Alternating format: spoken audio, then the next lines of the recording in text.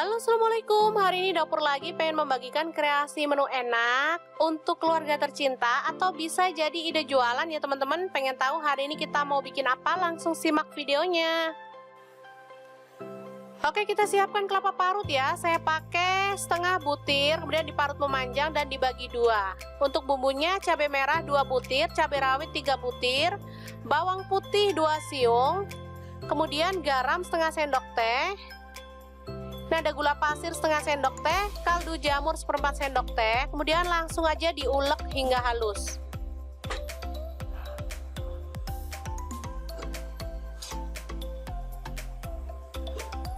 Setelah itu kita masukkan kelapa parutnya separuh ya teman-teman ke dalam bumbu yang udah dihaluskan, lalu ratakan.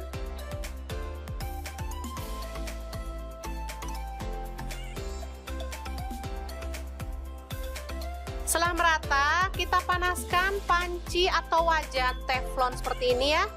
Kemudian sangrai bahan ini hingga kering dan berbau harum. Sangrainya pakai api kecil atau sedang aja ya teman-teman, jangan terlalu panas, nanti takutnya dia gosong dan tampilannya jadi nggak cantik lagi. Oke, seperti ini udah lumayan kering ya teman-teman. Kita boleh matikan apinya. Aduk-aduk, lalu sisihkan. Kemudian ini ada bawang putih 2 siung, kemudian garam setengah sendok teh, kunyit bubuk setengah sendok teh, gula pasir setengah sendok teh, kemudian daun jeruk purut 2 lembar, kaldu jamur 1/4 sendok teh. Langsung aja kita ulek hingga halus.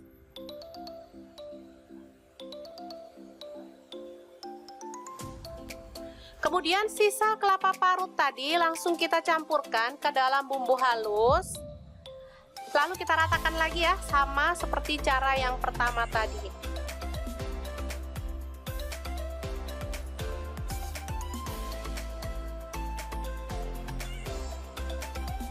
Setelah itu panaskan wajan lagi dan kita sangrai bahan kedua ini hingga kering. Sama ya caranya, pakai api sedang atau kecil, masak hingga kering dan berbau harum.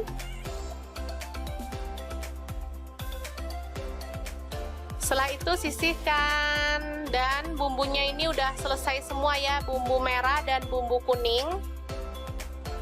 Pasti teman-teman sudah bisa menebak-nebak nih, kira-kira kita akan bikin resep apa. Kalau belum tahu, terus ikuti resepnya ya.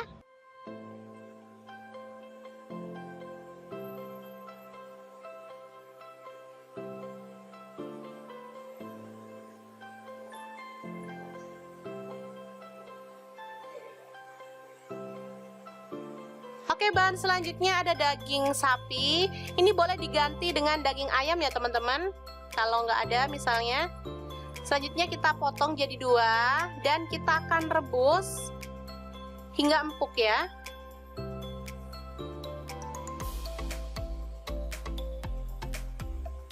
Ini saya pilih daging yang cepat empuk ya teman-teman, jadi nggak perlu di presto, dia akan tetap cepat empuk.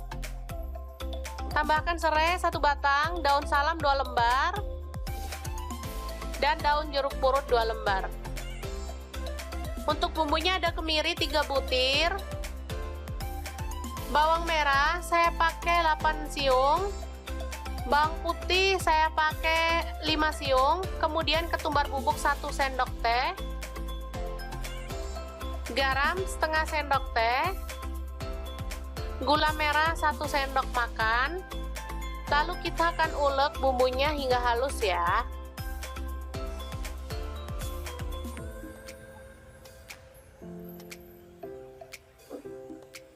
Ini dagingnya bisa kita potong-potong ya. Ini masih panas banget,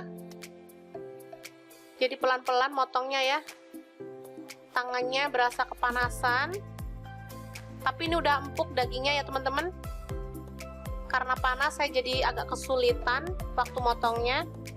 Selanjutnya bumbu halus kita masukkan di wajan seperti ini, tambahkan air lalu ratakan. Baru kemudian kita masukkan daging yang dipotong-potong tadi ya. Rebus hingga empuk dan tercampur merata dengan bumbunya ya, alias meresap. Pakai api kecil atau sedang aja. Ini boleh ditutup. Ini tambahkan air asam ya, lupa tadi. Kemudian lengkuas. Baru kemudian tutup dan masak hingga bumbu meresap.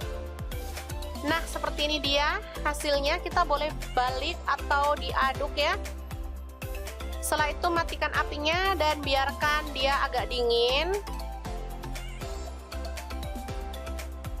Baru kemudian kita akan suwir-suwir. Teman-teman bisa lihat ya, ini empuk banget dagingnya. Gampang banget disuwir-suwirnya.